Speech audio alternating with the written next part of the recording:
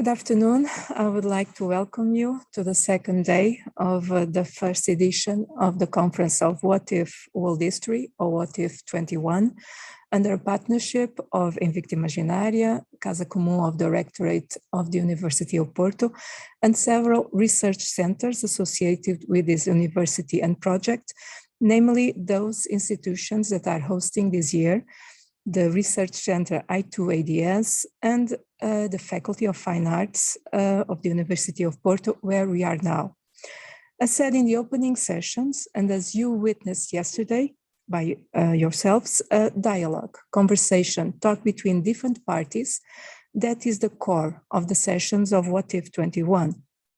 Though there is value, undoubtedly, in monologues and rhetoric, we as human beings search simultaneously for counterpart and allegiance of our own ideas and views. And counterpart is a very interesting word. When you look for the formal definition in a dictionary, for example, one finds that it can mean something that completes, but also something that has the same function and characteristics of another. And the dialogue walks this line between something that completes and therefore was missing, and something that is oneself, but in a different context, in a different individual.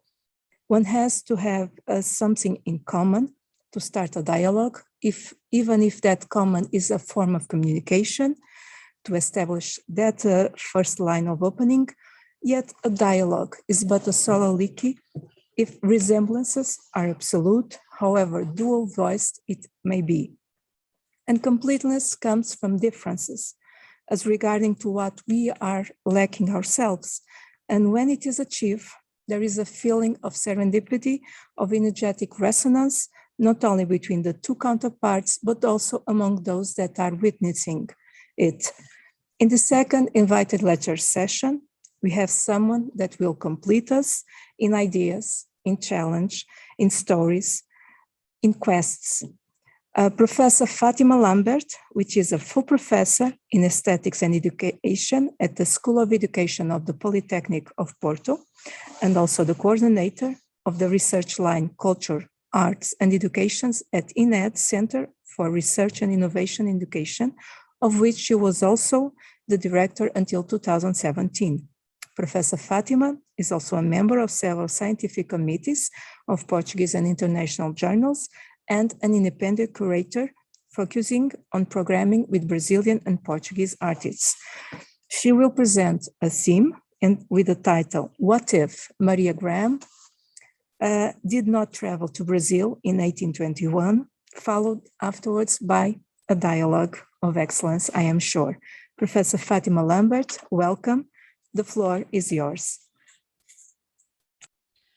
Hello, have a nice afternoon, and I'm very pleased to be here. I beg you will forgive my lousy English, but I mean, I'm from a generation that French was the second language or the first, so I'll try my best. I would like to thank to the organization and present my felicitations about it. So I don't know if I am able to share a presentation. Yes, I believe so. Okay. I mean, there were lots of different ideas that might be the conductors are leading to the dialogue that I believe it's the main issue about it. And I would like someone to control the time, please, because I'm not very good with controlling time in different kind of perspectives. So my first proposal as a title was after Melville famous sentence, I would prefer not to, but then I realized that it was going much more straight to the subject to this idea I will be developing about Maria Graham, a British author, artist, and traveler, woman traveler to Brazil in 1821. Okay, what if? I mean, here you have all the sequence of ideas I developed since I was first invited to this presentation. And let me tell you that normally as a researcher, I don't allow myself to be so much involved in not only how the ideas are developed, but also as the writing of those ideas might follow.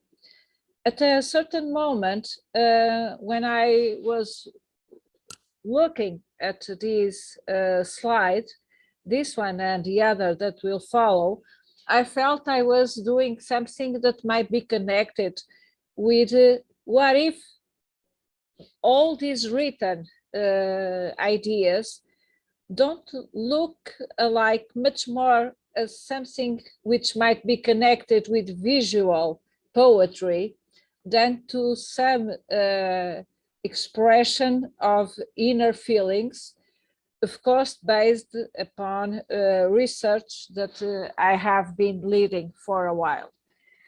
When I listed all these ideas, all these what if, I began by something which is quite common since the last decades. I mean, we are already used to research online, namely when we want to reach historical editions that most of them are not available at libraries for a direct consult, but that we might find digitalized in several and very good websites and platforms. So the first idea is, what if there were no digitalized documents and artworks online that are so useful for us nowadays and since some years? And how, what if those documents, if they did not exist, where would we be leading to? Would we achieve the same conclusions? Would we be reaching different or similar conclusions? This is a general what if. On the other hand, what if I have never been to Brazil, or if I did not lived for some months at São Paulo? This research, these obsessions of mine concerning these subjects, first, would it be something so powerful in my career as it is? Or maybe would it ever occur to me to be working about it? So I was very much emotioned, I might say, but I might not be so much emotional when I visited this exhibition at Instituto Moreira Salles. If I was not so moved by what I saw in this exhibition, would my research be the same? Of course, I am contrasting ideas, very subjective ideas, with some other ideas that I believe might be shared with other researchers, although or in spite of different contents or scientific disciplines we might be attended to. So what if I didn't reacted to those works by other people that anyhow or in any way they were trying to jump over time and connect with different generations they might not even be able to imagine there will be. So that was the main issue.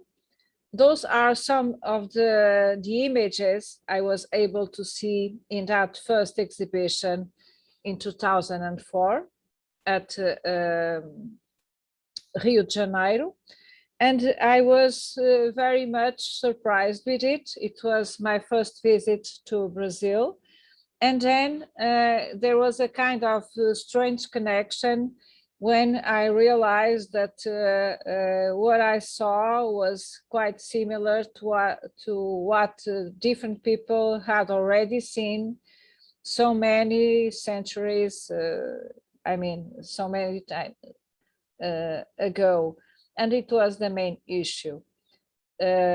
Some of those beautiful and large, huge images sometimes, and in that shape of panorama or vedute, how the Italians say it, and sometimes you use it.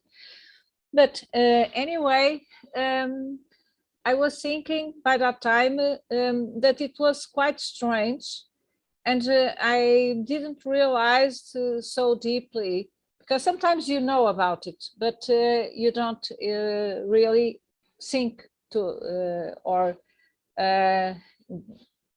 stand by those ideas as quite disciplinary problems. Of course, you know that in 19th century, lots of people had traveled inside Europe, out of Europe, namely due to political geopolitical issues. But it was quite amazing. I mean, what if I didn't realize by that time that so many people connected with philosophy, with literature, with art and culture did not travel? And if some of those people that did travel did not decide to share with the public through editions such as those you might see in the slide, or by sharing in exhibitions paintings after the sketches and the drafts they did, or they, when I say they, her or him did during those travels. And by that time, what if some of those important names in our culture, not only European culture, but WWW, widely shaped, did not, since the beginning, create a kind of introspective but broader discussion about the very own meaning of being a traveler, a voyageur, or something that was emerging by that time, which was the concept of tourist. And it is quite interesting that those people, namely Nietzsche, you might, it's not one of most well-known works by Nietzsche, Le Voyageur et son ombre. And it's quite interesting because the ideas he develops in that book are so contemporary that you might apply the levels of the people that travel by that time in the end of the 19th century and try to connect it with what happens nowadays. Of course, not meaning the COVID lockdown or else. Well, what if they didn't begin thinking about it? Would we have to wait for the 20th century to think about it? And in that dynamic, as I was also researching already about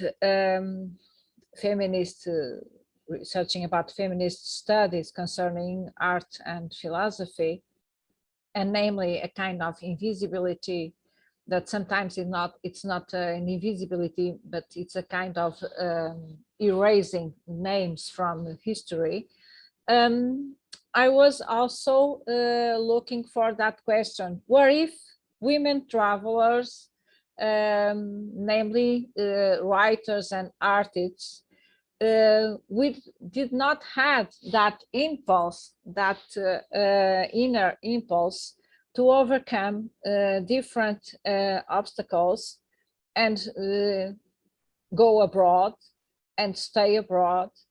And what if, because those women might have traveled, but they wanted also to register the situations, the experience they shared, they lived abroad, and they were quite sharp sometimes when trying to even give an alert about situations that were quite drastic and dramatic.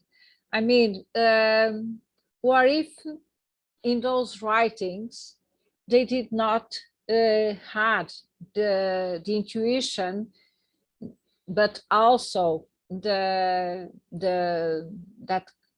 cleverness, and they did not mention all those harsh human situations, such as slavery, or the trying to alert people for the conditions and human rights.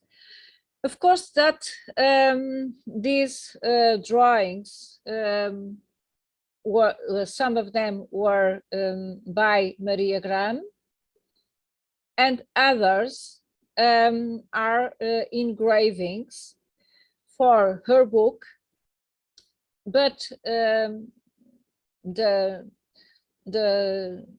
the paintings that originated the engravings are from other painters. It was quite usual by that time to draw and then someone else engraved for printing, and vice versa.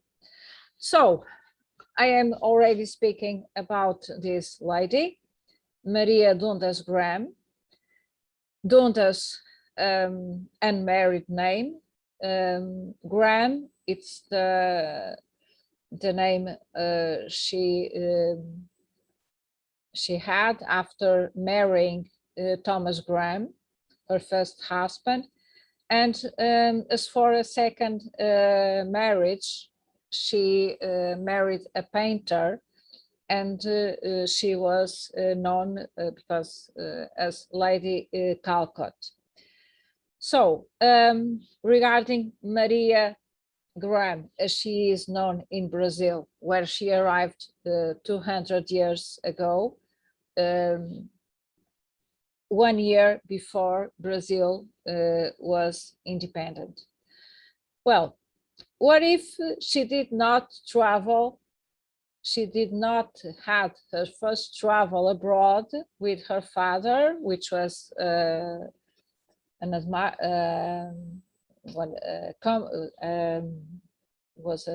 how do you say it in English? The commandant of a ship. I believe that in his late years he was an admiral. well, she traveled with her father to India.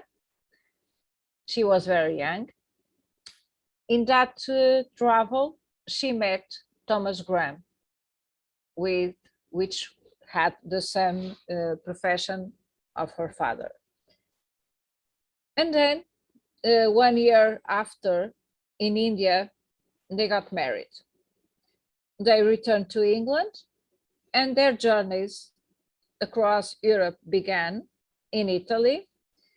But what if they might be traveling both as a couple, but she might not be interested in seeing what she was able to see, with a different goal, which was a kind of the eye of a researcher, because she was not satisfied enough of being someone which was traveling. She did research. It would be quite different if we did not have this kind of testimonies in a direct point of view that had written shape, but also drawing shape, because she was both an artist and a writer. What if, let us suppose she wrote, but she kept only focused on narrating and doing a kind of description of what she saw, without trying to go further and deeper. I mean, getting not only into details of what she saw, but looking and thinking about what she was trying, a kind of methodology in the field. And she spoke with people. She was able to read the newspapers that were by that time in Portuguese. She had someone that was able to translate for, and she not only was satisfied enough with it, but she read all the studies that were displayed to her about commercial international and shipment, how many slaves came in that ship that went to Pernambuco, how many slaves, and from did the slaves come, how many sugar was traveling to Europe. I mean, she was really concerned with economical subjects, sociological subjects, anthropological subjects, and it's a kind of quantified methodology, as normally we might be using nowadays, with all the numbers connected and validated by the documents she was able to read, and also validated by people with whom she was able to speak. So the contents might be available for any one of us in the different scanned books from different libraries, mainly in Brazil, but also in the United Kingdom. The first edition is from 1824, just 1 year after she left Brazil and returned to London. What if no one would accept to publish her book? Because it might might had happened. I mean, we would not have the pleasure or the privilege to learn about someone which was so deeply involved with objectivity. Of course, it's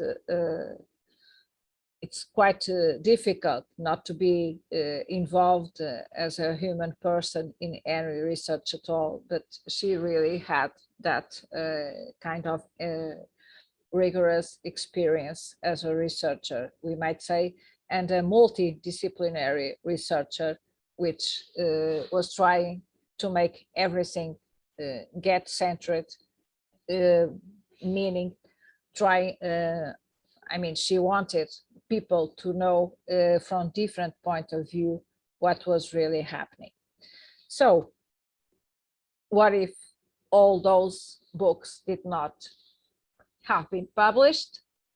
And on the other hand, I mean, she was speaking about Brazil.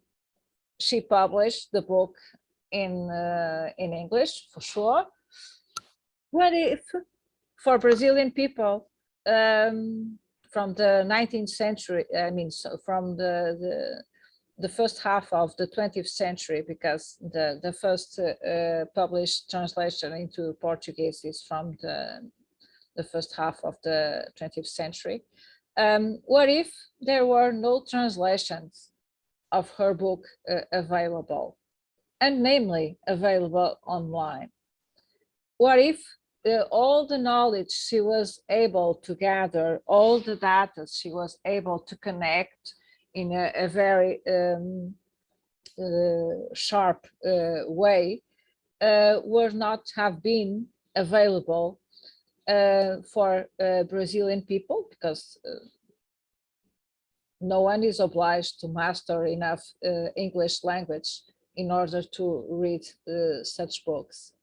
And I mean, these books are not only important for researchers, but for everyone that might be interested in having a different perspective of Brazilian and foreign culture, I mean. Well, what if sometimes when translations are not available? Of course, we know that in Brazil, people translate a lot, but much more, I mean, regarding publishers and editions, much more than in Portugal, because we know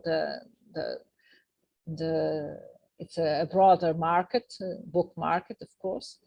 But sometimes for some researchers, not having some books translated into a language that they might be know enough to access to,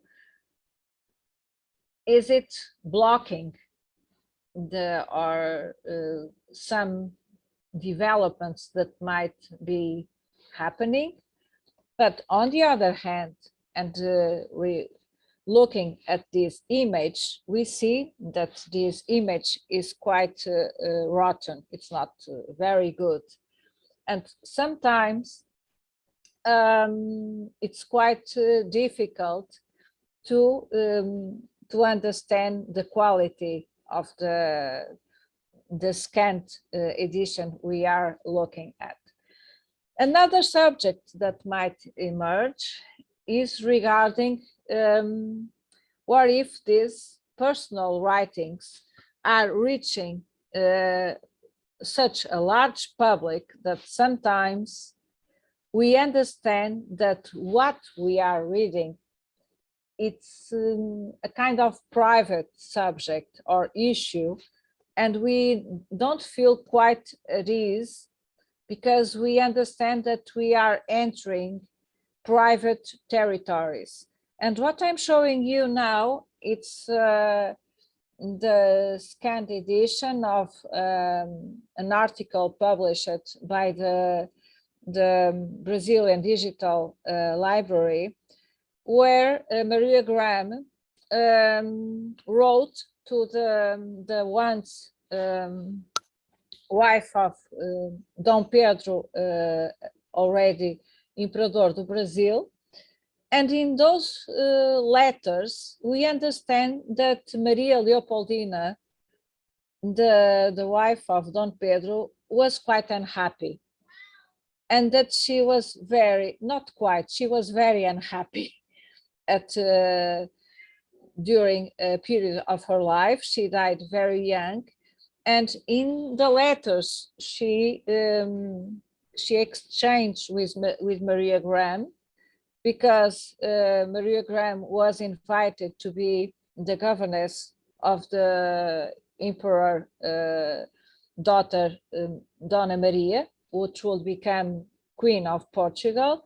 And in those letters that are available for any one of us, we understand the emotions and I mean the very quite emotional situations of that such an important people as Maria Leopoldina was, and in the connection and in the correspondence with Maria Graham.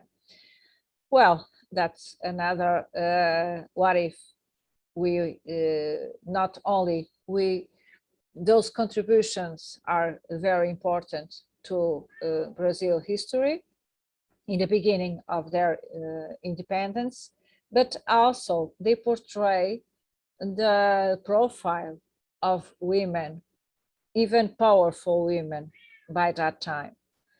Another subject, another what if, is that sometimes people ask me about.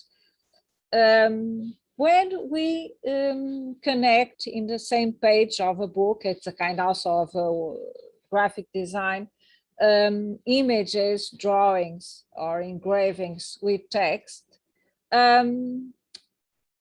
What are the consequences? I mean, is it something, that relation between image and writing, is it good? It reinforces the understanding of it, or on the opposite, it might distract us or misguide us to other conclusions that might not be those that might be the strongest one or the more truthful ones. Also, the quality of the scan, as I told you before, that really, what if I was not able to achieve and connect with an image which was much more higher quality? Would it be the same? For sure, it won't be. And finally, what if those idealized representations of landscape portrayed by foreign artists are misguiding us, leading us to a different reception, aesthetic perception, let us say, towards a much more fictional conceptualization instead, or that what might be the original purpose of the artist, which was to portray what or he or her, in this case, Maria Graham, was seeing. So a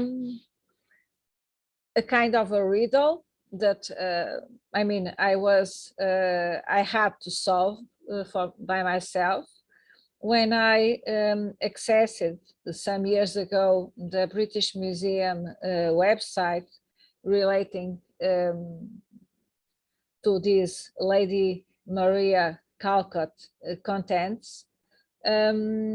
I saw these drawings in a single image. I mean, this one was an image, this one another image.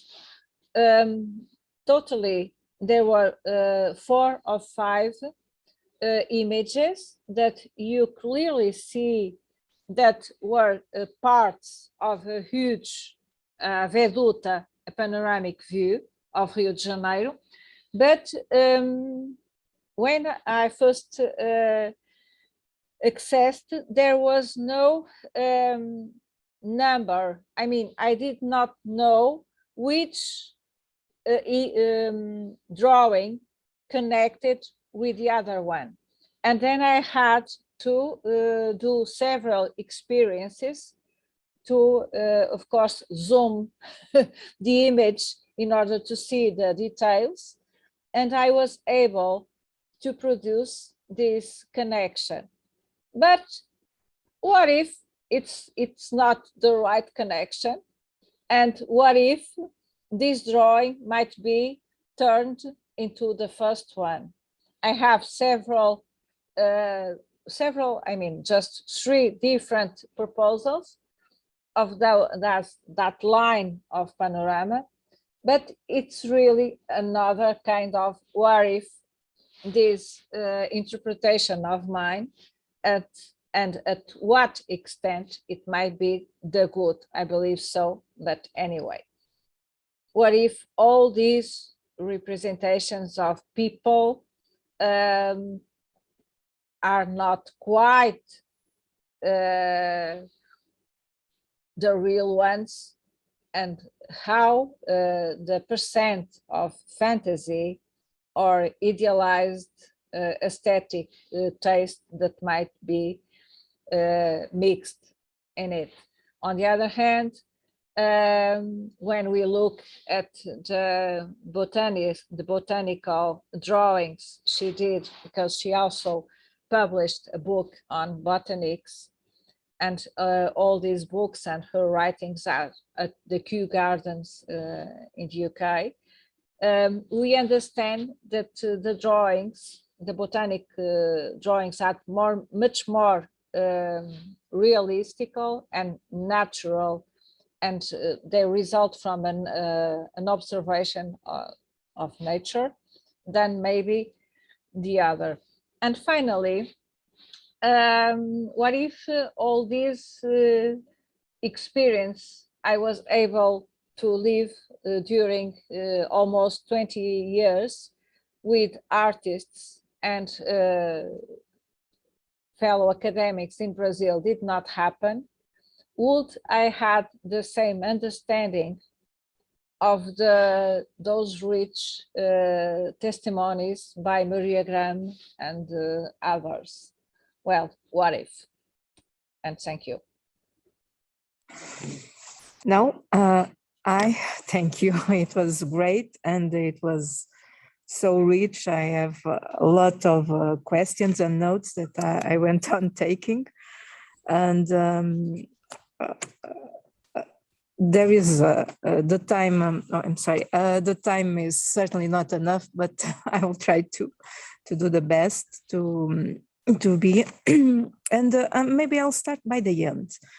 It was something that appeared around the middle, the first half of the presentation, regarding, in a way, how subjectivity that it was explored slowly and finished in this last slide, of how the researcher and its own living, his own experience, the way that the researcher approach the subject that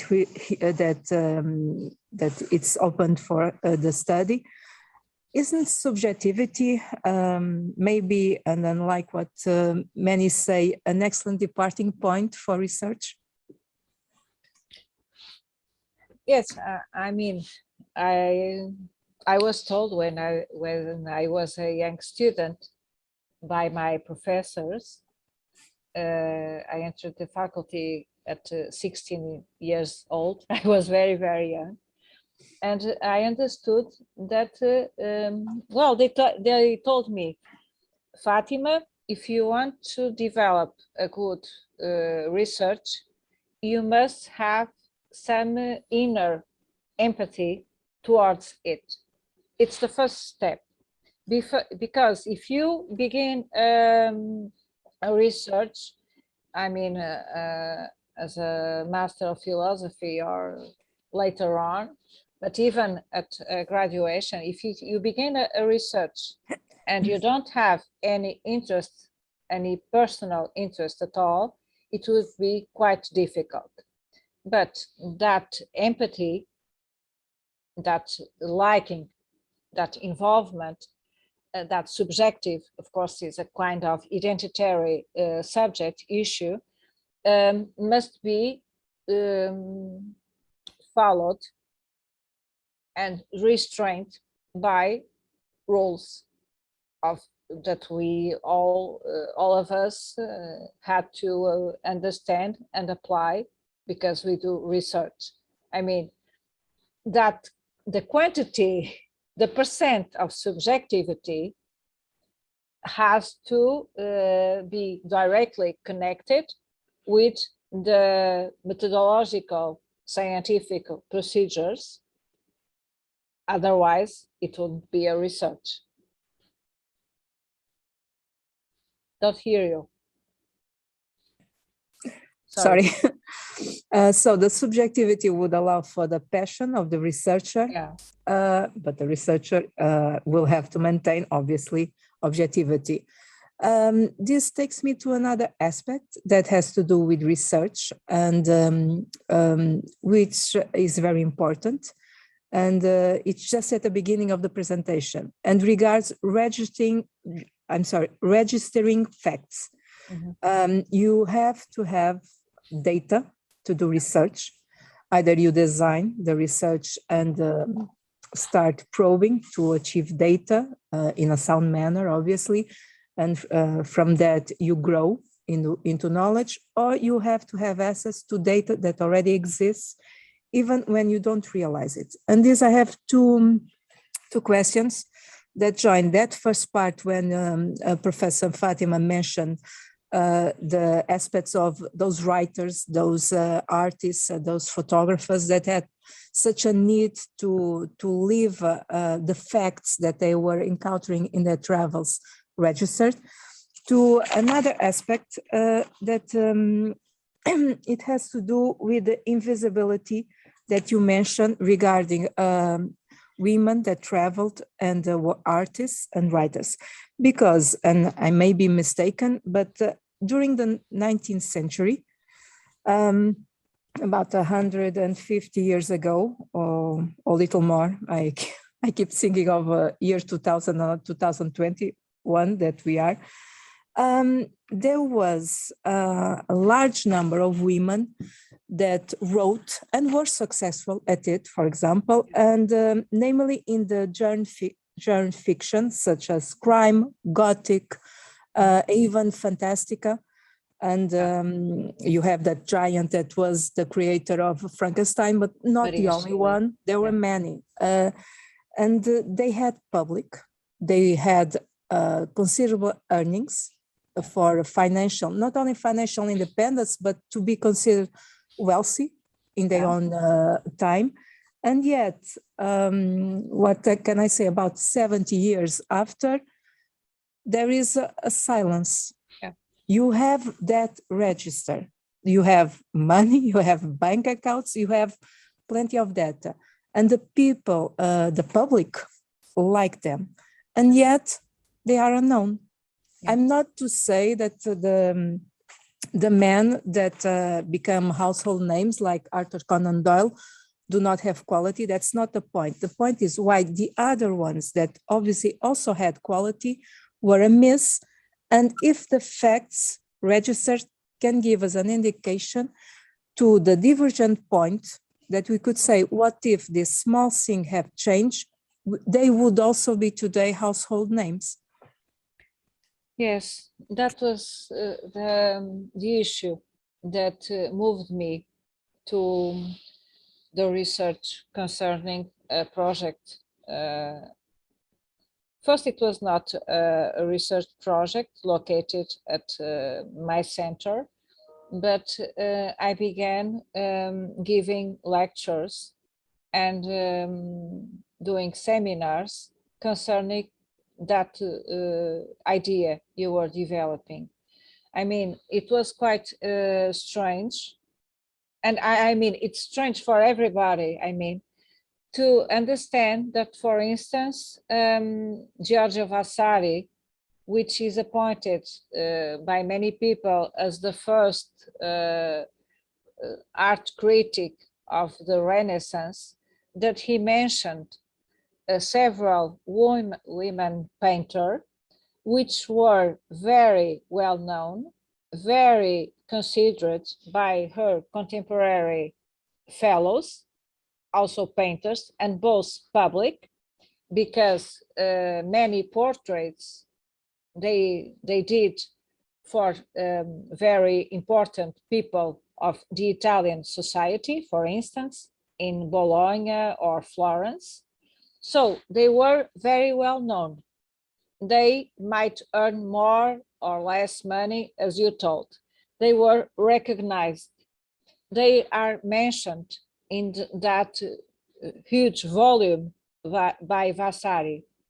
But in terms of what was developed as a later historiography of art, for instance, they were not mentioned. Well, not only we are speaking about women artists, I mean, but other artists, men artists, that might be well known by their time, were not also mentioned 100 or 200 years after. And sometimes we understand it because they lack quality, because they were not so, well, if it was nowadays, they did not have so many followers at Instagram, well, that they were not so well known by the public. Of course, it's also a kind of subject that leads us to the questions such as different methodologies for writing and shaping historiography of art, visual arts or literature, as you might understand. But of course, that these names you are speaking about, namely Maria Shelley, for instance, sometimes they undercover with male names. They had literary names that sometimes were referring to a male personality and not to a female author. Well, that's another yeah, subject. but and I don't want, because as I said, there are many questions I want to go, but having a male pen name would not stop them from being known. And I'm remembering, for example, the Bronte sisters, Yeah, who started off with a male pen name name, to be yeah. published. Yeah. And yet they went on beyond that starting point. Yeah. And They did still it. on their lifetime, they were known to be Yes. women, not male, and they did not affect in the long run their knowledge. But that's a very interesting point for both men, women, everyone. What makes you keep being forgotten throughout history? And I mean, what I have been understanding, for instance, in art history, when I began my research around 2004 in that subject, I understood that sometimes it was quite difficult, although in the 70s of the late century, there was a huge movement, namely, I'm sorry for my cat.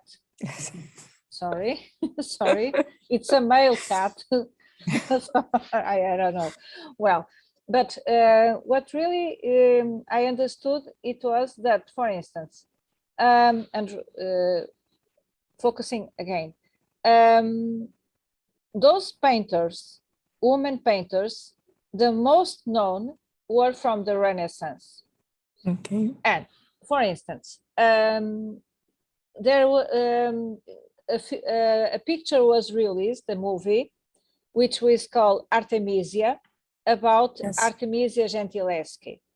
And because the movie went to the commercial cinemas, everybody, I mean, of course, everybody, it's not everybody, but a lot of people that was not connected with art history knew that there was a paintress named Artemisia, and namely, it was a kind of also explored erotical relationship and all that stuff. Some years later, Hildegard von Bingen, which was a nun from the 11th century, was also portrayed by Margareta von Trotta in a very good movie.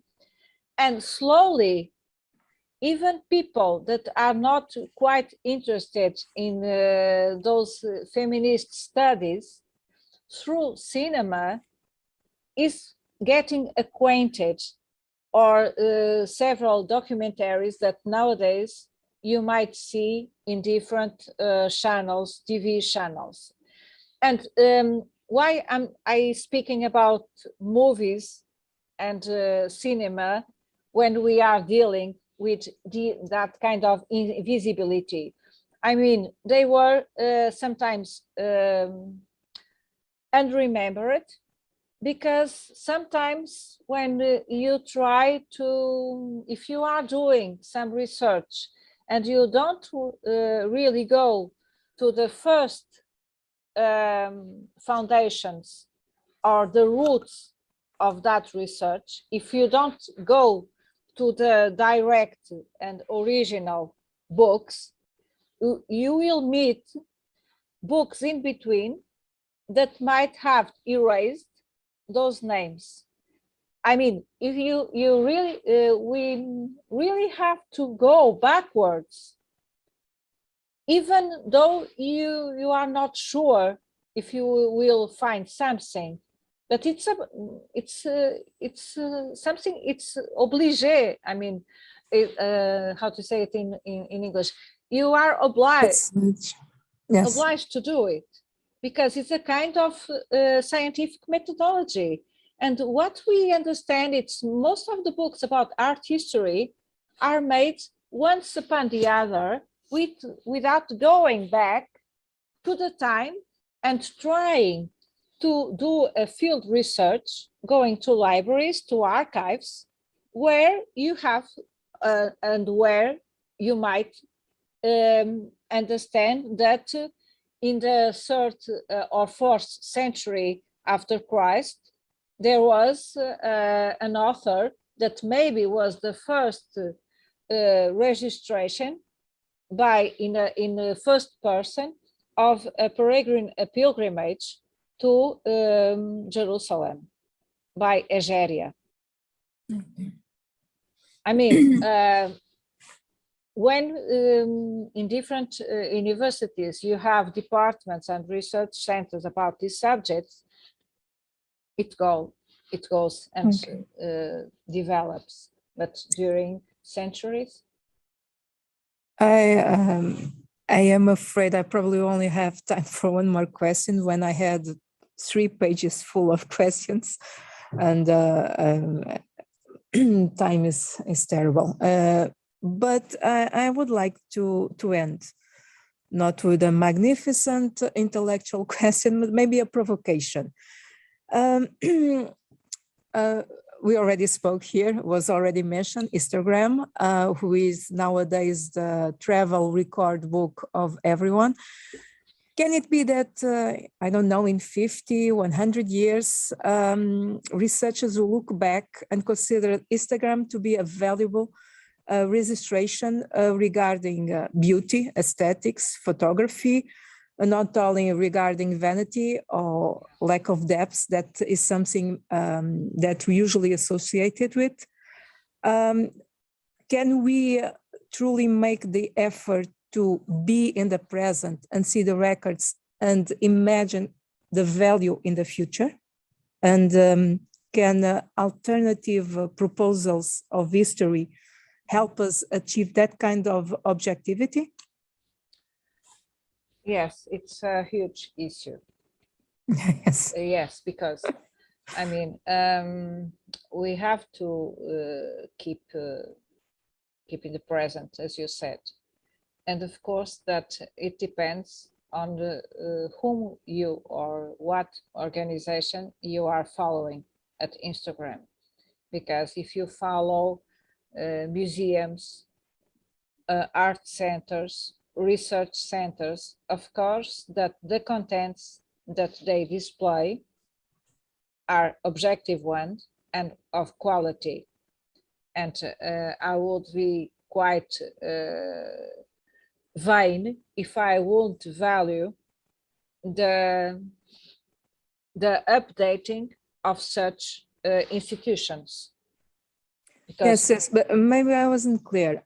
When you look to Maria Graham, you had someone that was not formally associated with any institution, yes, not Oxford or Cambridge. So, yeah, I understand. And in the year of social media, you have the full massification of anyone being possible to express themselves. So I was more in that direction. Yes. We will find the value, the aesthetics, maybe not now, but in the future. Yes, sometimes I provoke my students and tell them, I mean, more at the master degree, not the graduation, to try to do an analysis of someone which is quite very spectacular at Instagram and that has lots of followers, trying to shape the norm of taste, the idealized canon of beauty, for instance, or well, beauty it's not so broader aesthetic category as it was once, but anyway, but it's quite it's quite possible to analyze nowadays the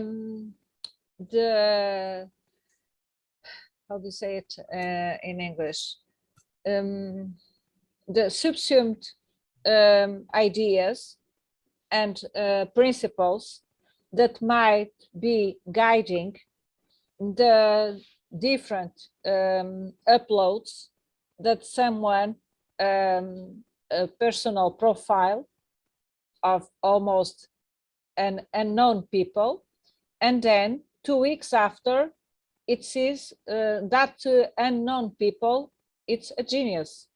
Yeah. And there are quite difference because it happens with people that really were not known, or at least sometimes you know that that was a surname, it was not the real name. And sometimes people are very critical and you can extract